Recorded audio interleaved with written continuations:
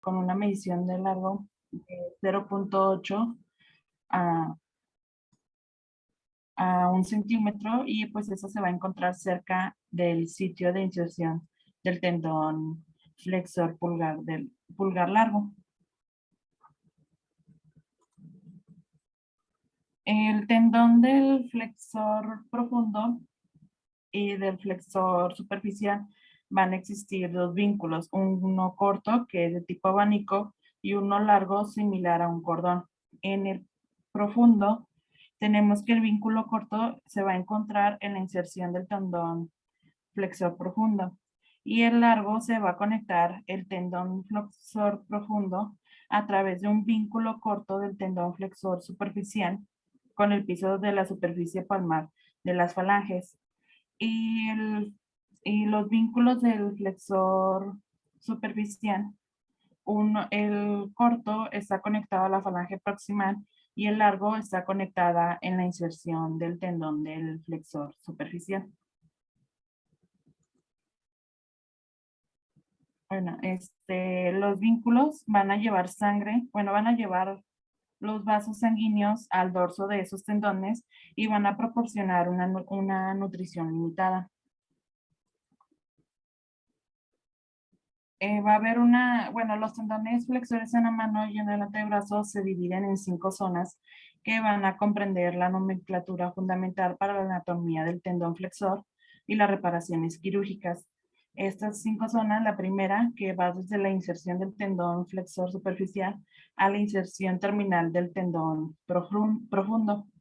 La zona 2 va desde la reflexión proximal de la vaina sinovial digital a la inserción del flexor superficial.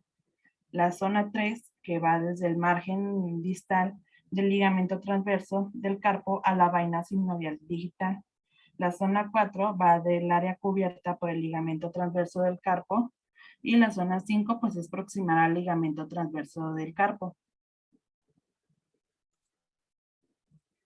Va a haber dos subdivisiones bueno, va a estar la zona 1 y la zona 2. La zona 1 fue descrita por Moemie y Elliot, y en donde nos dice que el 1A, el tendón flexor profundo, es muy distal y no es posible insertar una sutura de núcleo. En la zona, bueno, en la parte 1B, la zona 1A al margen distal de la polea A4. Y la última, la 1C, pues el tendón flexor profundo está dentro de la polea A4. Y la subdivisión de la zona 2 fue descrita por Tan con 4 áreas. La 2A es un área de inserción del tendón de flexor superficial. La 2B, que va desde el margen proximal de la inserción del flexor superficial al margen distal de la polea A2. La 2C, que va del área cubierta, bueno, está en la área cubierta por la polea A2. Y la 2D, que va desde el margen proximal de la polea A2 a la reflexión proximal de la vaina digital.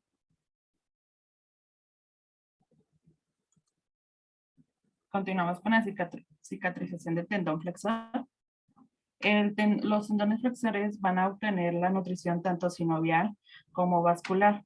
Los tendones flexores fuera de la vaina sinovial se van a nutrir con una red vascular segmentaria a través del parantendón, y el aporte vascular juega un papel muy importante en la nutrición de sus tendones.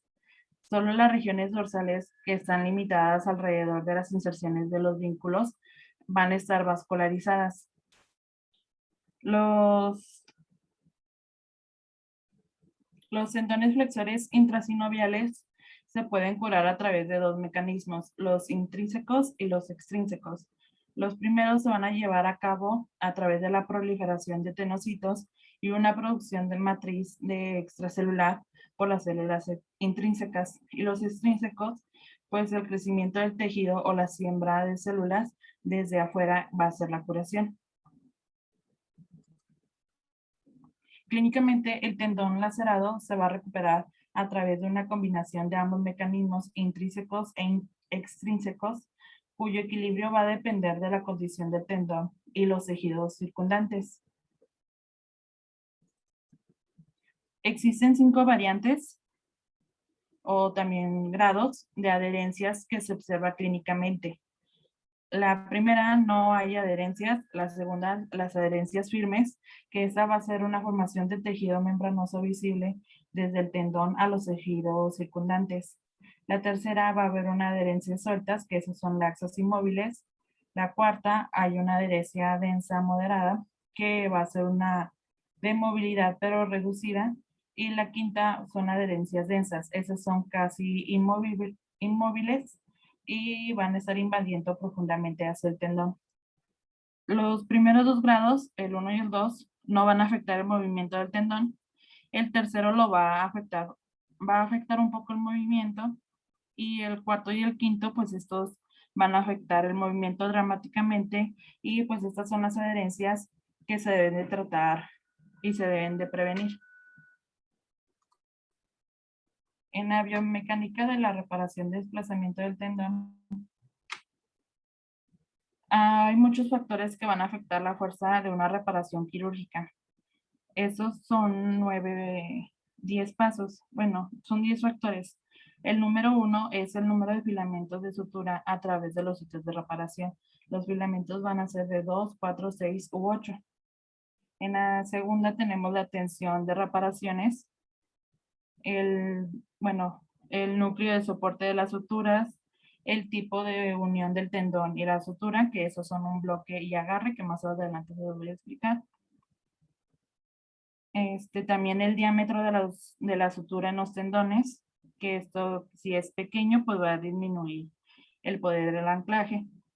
También tenemos el calibre de la sutura, perdón, que es el diámetro, las propiedades de los materiales de la sutura, las suturas periféricas y también las curvaturas de las trayectorias del desplazamiento, y lo más importante, que es la capacidad de la retención de un tendón, que esa va a estar afectada por diversos grados de trauma, y va a haber un ablandamiento postraumático del tejido que va a jugar un papel vital en la fuerza de la reparación.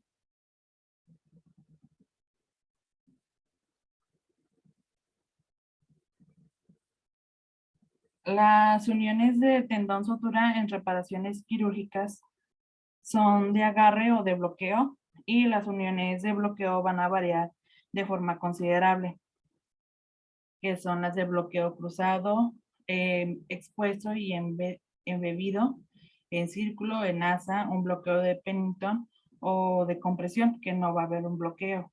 Los bloqueos cruzados van a proporcionar una fuerza idéntica a los bloqueos circulares. Los, los bloqueos expuestos y embebidos van a crear la misma fuerza, y las reparaciones con un bloqueo cruzado o circular van a parecerse un poco, bueno, van a ser un poco más fuertes que las reparaciones de tipo Kessler o los bloqueos con Pennington. Esos bloqueos van a proporcionar una unión más laxa que los bloqueos cruzados o circulares.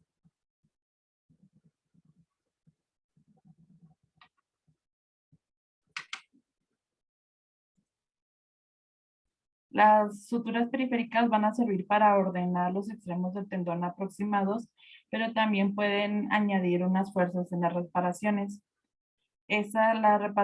Las suturas periféricas profundas van a aumentar la fuerza de reparación, y los aumentos en el soporte de la sutura o las suturas periféricas complejas van a aumentar la tensión global en el dedo.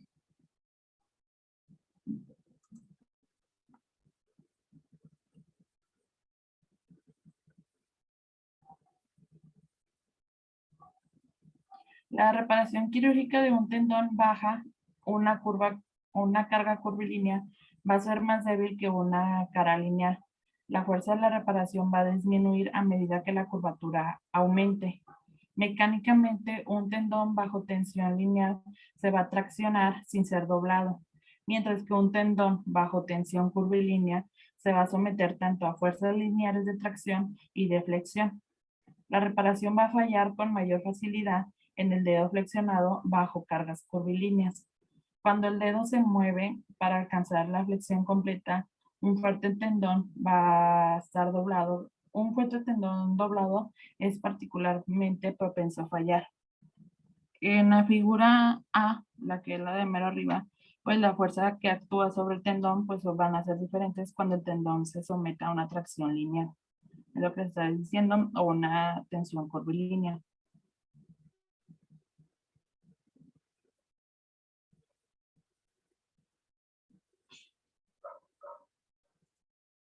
Bueno, los tendones flexores de los dedos se deslizan en un ambiente sinovial libre de resistencia. La resistencia al movimiento del tendón se va a incrementar cuando los tendones estén lesionados y reparados. Los siguientes cuadros que les voy a mencionar van a crear una resistencia para el desplazamiento del tendón. La primera va a ser una superficie desigual de desplazamiento del tendón. La segunda van a ser reacciones biológicas de la herida, las fricciones causadas por la exposición de los materiales de sutura, los aumentos en el volumen del tendón debido a la colocación de las suturas. También tenemos el cierre hermético de la vaina o las poleas que van a estrechar el túnel de desplazamiento del tendón. También el atascamiento del tendón en la polea, el anclaje postquirúrgico de extensor y la rigidez en articulación con el movimiento del tendón flexor y las adherencias que van a restringir el desplazamiento del tendón. Después del trauma y la cirugía, los tendones van a sufrir inflamación, una cicatrización y edemas. El volumen de los tendones está aumentado y lo que aumenta la resistencia dentro del estrecho del túnel de la vaina. El edema subcutáneo fuera de la vaina también va a impedir el movimiento del tendón. Esos factores que afectan la resistencia al desplazamiento deben ser considerados en la decisión de cuán riguroso debe ser el programa del movimiento postoperatorio, y el margen de seguridad debe ser mejorado por una fuerte reparación quirúrgica del tendón o una descomposición debida del tendón para evitar una ruptura. En su diagnóstico o la representación también del paciente,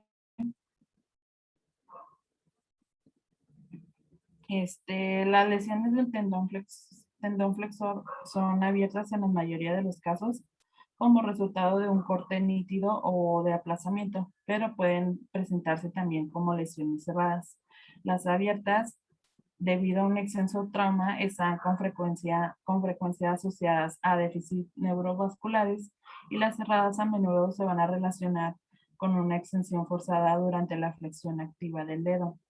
La ruptura del tendón flexor también puede ocurrir como resultado del desgaste crónico en la enfermedad reumatoide o una fractura del ganchoso o también una fractura del radio distal. Hay que prestar mucha atención a la herida del paciente y al mecanismo de lesión, porque eso puede alterar al cirujano acerca de la extensión del trauma del tendón o las lesiones asociadas. La postura de descanso natural de los dedos lesionados va a ser importante para la evaluación. Las laceraciones completas, tanto de los tendones flexores profundos y flexores superficiales, se van a diagnosticar con frecuencia cuando los dedos afectados se observan en una posición relativamente extendida, con la pérdida de flexión activa en los dedos, en las articulaciones interfalágicas proximales y en las interfalágicas distales. En esta imagen que les muestro, el paciente puede, puede flexionar de forma activa la articulación de interfalágica distal mientras se bloquea el movimiento de la articulación interfalágica proximal. No hay lesiones o solo algunas parciales del tendón flexor profundo que pueden ser diagnosticados. Y en la que está el dedo anular doblado, aquí hay un examen de continuidad flexor superficial de los dedos y su función. El paciente va a ser incapaz de flexionar la articulación interfalágica proximal del dedo examinado mientras la flexión de los otros dedos se bloquea. Eso va a indicar la pérdida de función de los tendones flexores superficiales. Si la flexión completa de la articulación interfalágica proximal indica función y una continuidad del tendón flexor superficial.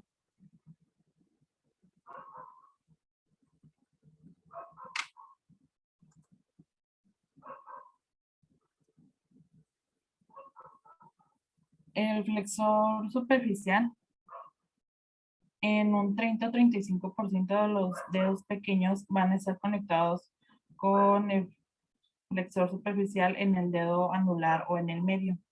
Y en algunos dedos pequeños del 10 al 15% van a carecer de un tendón flexor superficial.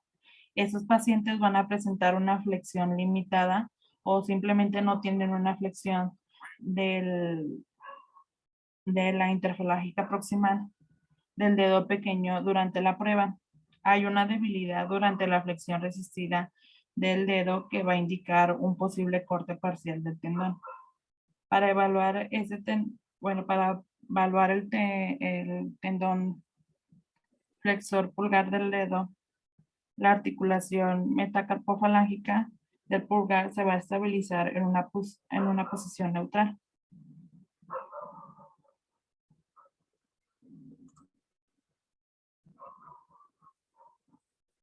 Las radiografías deben de tomarse siempre y pues la tomografía computarizada o la imagen de resonancia magnética no van a ser siempre necesarias para diagnosticar las lesiones abiertas del tendón. Pero para el diagnóstico de las rupturas tendinosas cerradas o una sospecha de rupturas de la reparación quirúrgica primaria, estas herramientas van a tener una utilidad muy particular. También deben ser prescritas para los casos sospechosos de rupturas tendinosas cerradas. El tratamiento o técnicas quirúrgicas.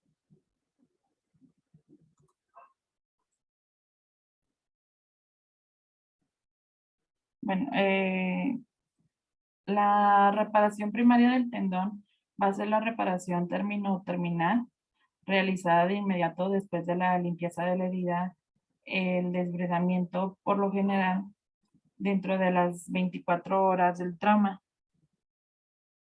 Y la reparación primaria diferida se define como la reparación realizada de 3 a 4 semanas después de las laceraciones del tendón.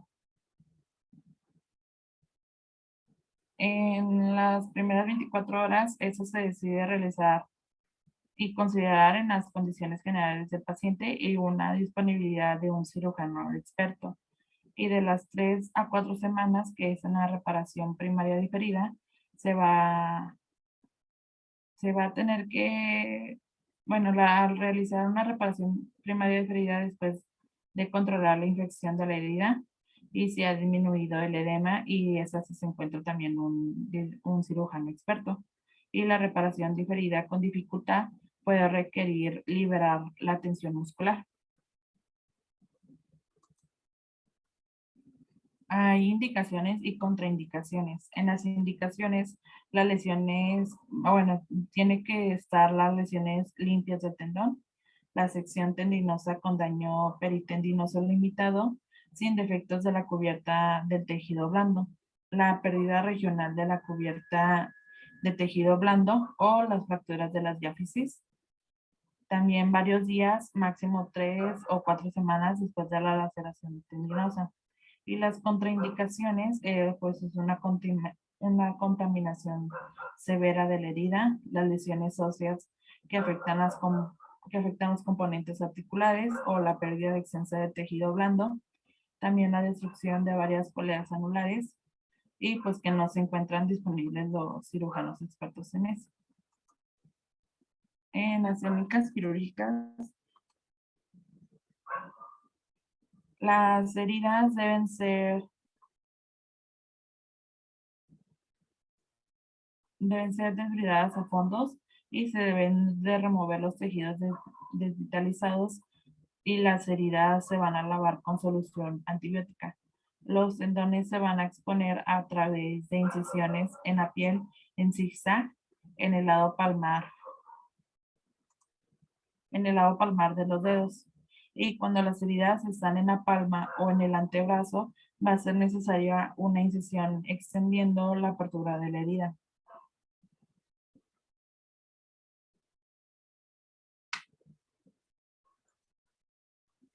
Va a haber, bueno, vamos a empezar las lesiones de la zona 1. En esta área solo se encuentra el tendón flexor profundo. Cuando la laceración del tendón está en la parte distal de la zona, debido a que la vinculan y está conectada al tendón proximal distal, esas pueden encontrarse con facilidad y no lejos de la herida de la piel. Cuando se corta en la zona 1C, el tendón puede retraerse más proximal y para las lesiones de la zona 1A, el muñón distal por lo general va a ser demasiado corto para la reparación directa termoterminal.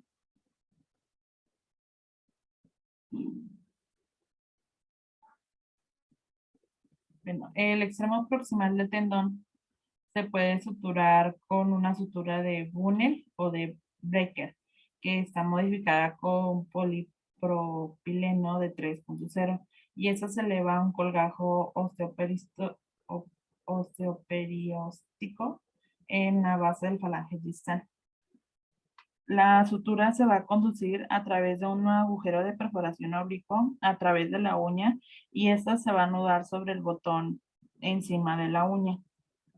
Para evitar pasar la sutura a través de la uña, los tendones proximales pueden ser suturados a una abertura en boca de pescado en el muñón y del tendón distal, utilizando unas reparaciones quirúrgicas reforzadas. Y otro método consiste en perforar un agujero transversal a través del falange distal. Para después de haber saturado el muñón del tendón, se va a conducir la sutura a través del agujero y pues esta se va a anudar al extremo a través de un abordaje abierto o percutáneo. Y las lesiones en la zona 1B y 1C suelen crear muñones del tendón de suficiente longitud para dar una reparación quirúrgica directa, las cuales pueden ser tratadas por método similar al tratamiento de la zona 2, que ahorita se nos va a explicar. En las lesiones de zona 2, las lesiones de los tendones en esta área se van a exponer y con frecuencia a través de una incisión cutánea de Brunner y una ventana en la vaina sinovial, una liberación o también la extirpación local de una pequeña parte de las poleas anulares. Si los extremos de los tendones no se han retraído más proximales, la flexión de la articulación metacarpofalángica y la interfalángica proximal, esas pueden acercar en efecto al extremo proximal. Algunas veces el extremo del tendón proximal se va a encontrar retraído hasta el centro de la palma. Va a haber unos requisitos básicos para la reparación del tendón. Esos son 4. La fuerza suficiente. La segunda, que es la superficie lisa para el desplazamiento del tendón, con una pequeña exposición de la sutura. La tercera, que es sin reparación del sitio bajo tensión. Y la cuarta, que es una que sea fácil de realizar.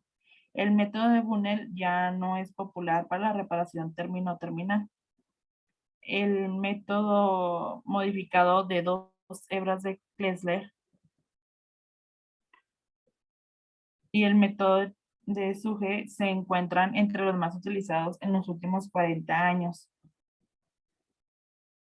En los últimos 20 años, incluyendo las reparaciones de 4 hebras como la cruzada, la modificada, la Strickland y la doble Klesser, son las que se prefieren porque esas en general de reparación son de 4 a 6 hebras en las reparaciones de los flexores profundos laceradas en la zona 2. También se ha comenzado a utilizar las modificaciones de los métodos originales para reparar los tendones utilizando menos líneas de bucle y nudos, pero también el mantenimiento de los hilos de la sutura y la fuerza de reparación va a ser idéntica a los métodos originales, entonces no hay tanta modificación.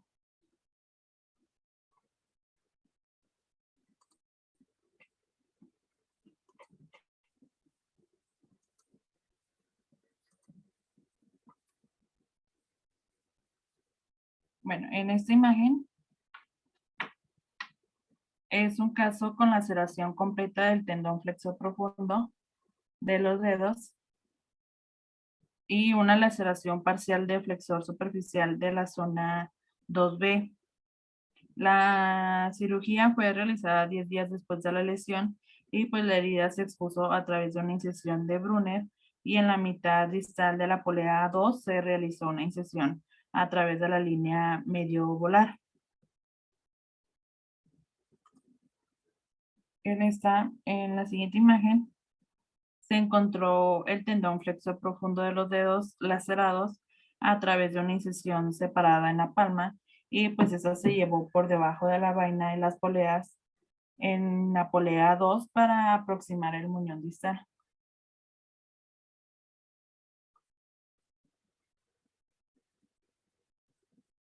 En esta imagen se finalizó la inserción con 4 filamentos utilizando una línea de sutura en bucle.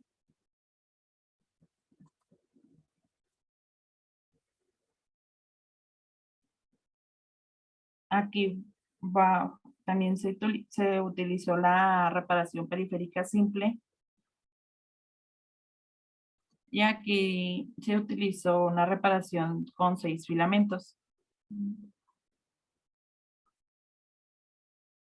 Después de 10 meses de la cirugía, la flexión completa del dedo reparado y no va a haber una limitación del tendón. Y pues la extensión es completa del dedo reparado, entonces la cirugía salió bien.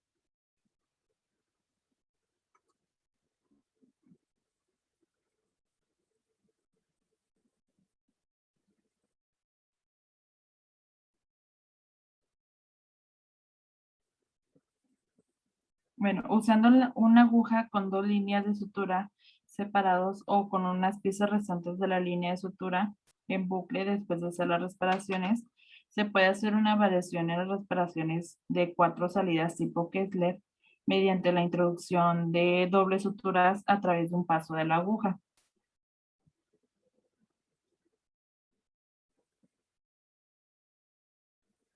En la imagen A son menos pasajes de la aguja dentro del tendón y esas van a poseer unas fuerzas idénticas al método doble de Kessler.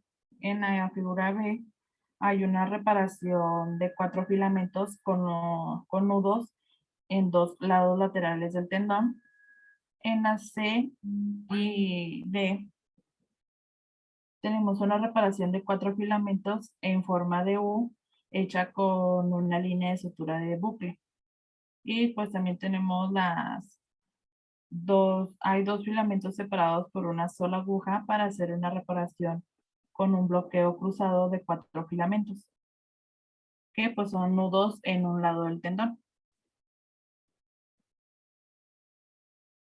Para hacer una reparación quirúrgica óptima, la longitud de alcance de la sutura interna en cada extremo del tendón menos, debería ser al menos de 7 milímetros, ¿qué?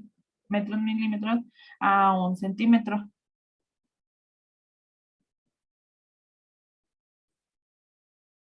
En la parte, bueno, en la figura A, tenemos una reparación con un alcance insuficiente de la estructura interna y en la B es una reparación laxa.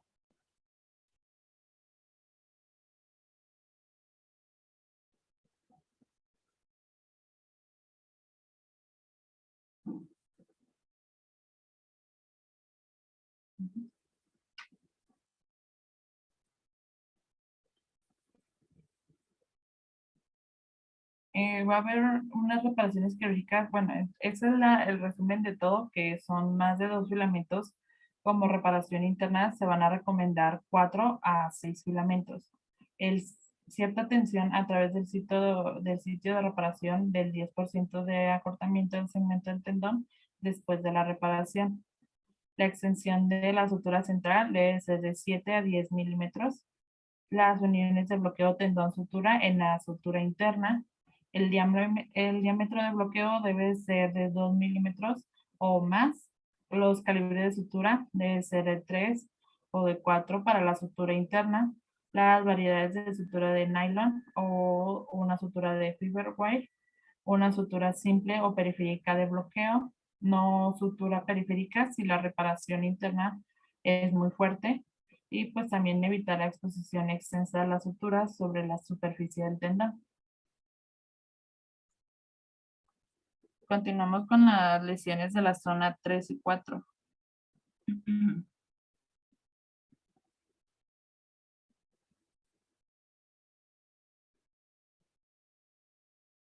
Pues aquí las técnicas de reparación de los tendones flexores lesionados de la zona 2, bueno, de la zona 3, son casi idénticas en la zona 2. Estas zonas van a tener un mejor pronóstico debido a la rica vascularización alrededor del tendón y la falta de poleas que van a causar una compresión sobre los tendones. Las lesiones en la zona 4 se acompañan con frecuencia por laceraciones en el nervio mediano y las arterias. El ligamento transverso del carpo, esa se puede abrir parcialmente para facilitar las reparaciones, las reparaciones. Y en la zona 5 se prefiere la reparación del tendón flexor superficial y se aconseja iniciar de forma temprana el movimiento del tendón o postoperatorio.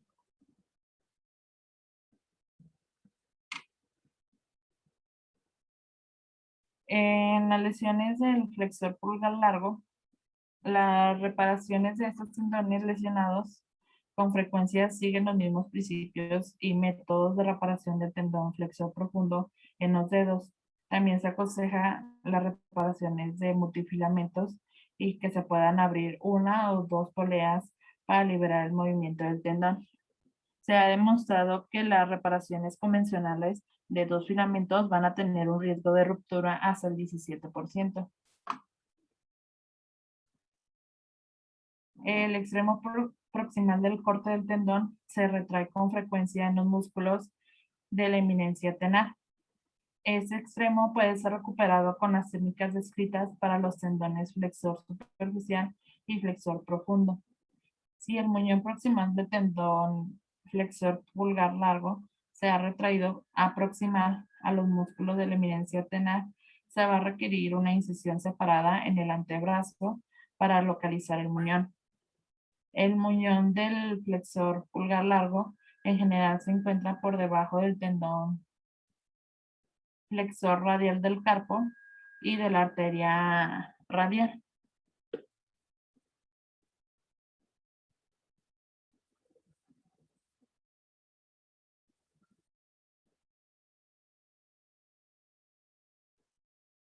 Bueno, en la imagen A, bueno, ese es un paciente de 9 años de edad con un corte completo de tendón flexor largo del pulgar. En la imagen A tenemos el extremo retraído del tendón proximal que se encontró y se fijó temporalmente con una aguja para acomodar la reparación del tendón. Y en la imagen B tenemos el tendón flexor largo del pulgar que este ya fue reparado con la técnica